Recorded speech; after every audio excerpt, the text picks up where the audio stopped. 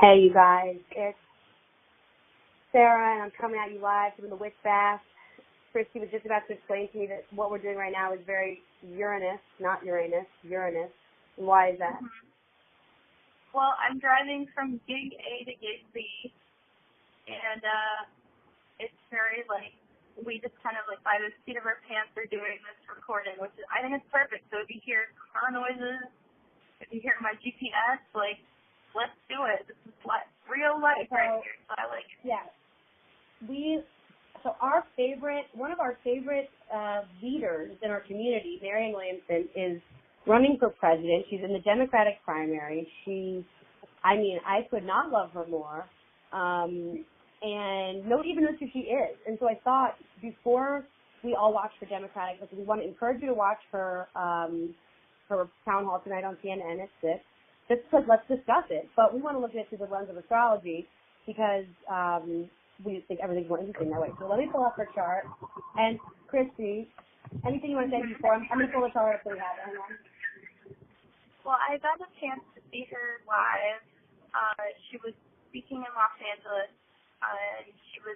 This was before she was deciding to run for president. But it was a town hall meeting, basically, kind of seeing if she had constituency. And she had a lot of very interesting things to say. And I was very impressed. I got her book, Return to Love, and I think it's a beautiful book. I really believe in what she does. She's a Hay House. I guess did she start through Hay House, or she kind of started her own? No, she started just doing lectures on A Course in Miracles in coffee shops. She read A Course in Miracles.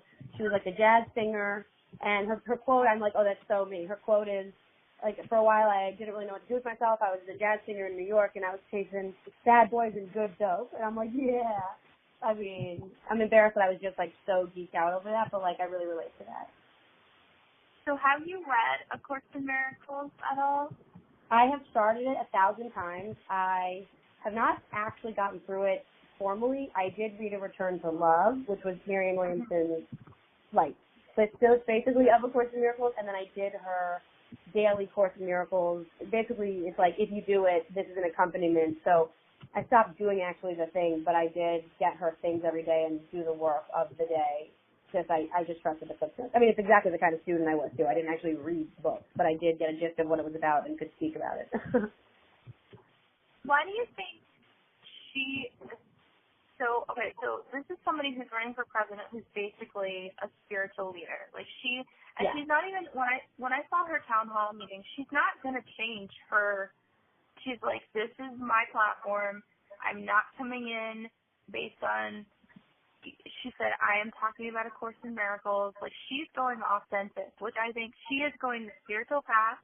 No, she's going to weave through A Course in Miracles. This will revolutionize. That's the change. To me, that could be the change that everyone's talking about, from the difference between the rise of the patriarchy and the matriarchy. It's that the Course in Miracles is a feminine approach to life. It's the feminine Bible, but it's not for just women. It's just, I think it's a loving approach to have a conversation with God. And what do you, so you have her chart in front of you. Okay, so I have her chart in front of me. She is a Cancer Sun at 16 degrees. She has a Gemini Ascendant at 23 degrees. She has the Moon at 28 degrees Capricorn. And her midheaven, oh, you're going to love this, her midheaven is 7 degrees Pisces. Oh, wow. You want me to say that again? Do you need to take that in? Does she have any planets in Pisces? Let's see. No. Does she have any planets in Sagittarius? No. Okay. Just kind of wanted to be expressed. So, and where is her North Node in her chart? Her North Node is, this one doesn't have it. Let's see what this says. Here we go. This is Aquarius, 21 degrees Aquarius. 21 degrees Aquarius? Yep. Okay. So, based on the info you're looking at, what do you feel first when you kind of look at the overall vibe of her chart? I mean, if I'm being totally honest, I'm a little bit overwhelmed because, like, I'm kind of just learning this. It doesn't look exactly like I'm used to it looking, so that's bothering me. It's like requiring me to think, and so I'm a little, like, nervous. But the overall vibe of it is just that she's, like, you're doing super Cancer work. It's like she's redefining the male, female. She's redefining balance. She's a maternal leader. She's bringing Cancer work to the masses. I mean, look, her chart's actually really oddly similar to mine, too. So her Mars is in Scorpio.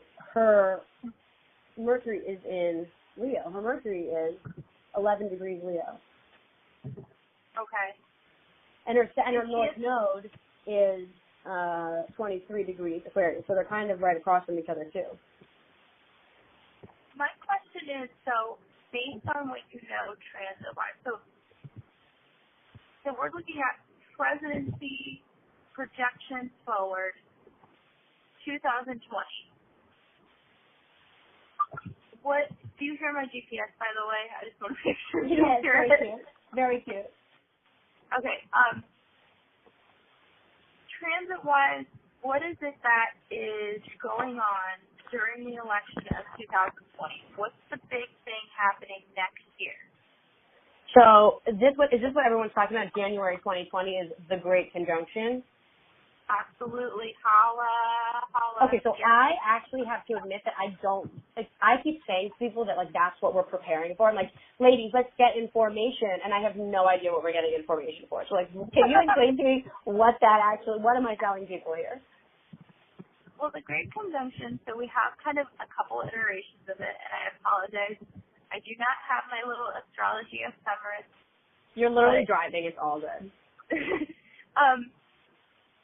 January 12th, 2020 is going to be kind of our first. And actually, we got a couple precursors. This car better not pull in front of me. We got a couple precursors with this.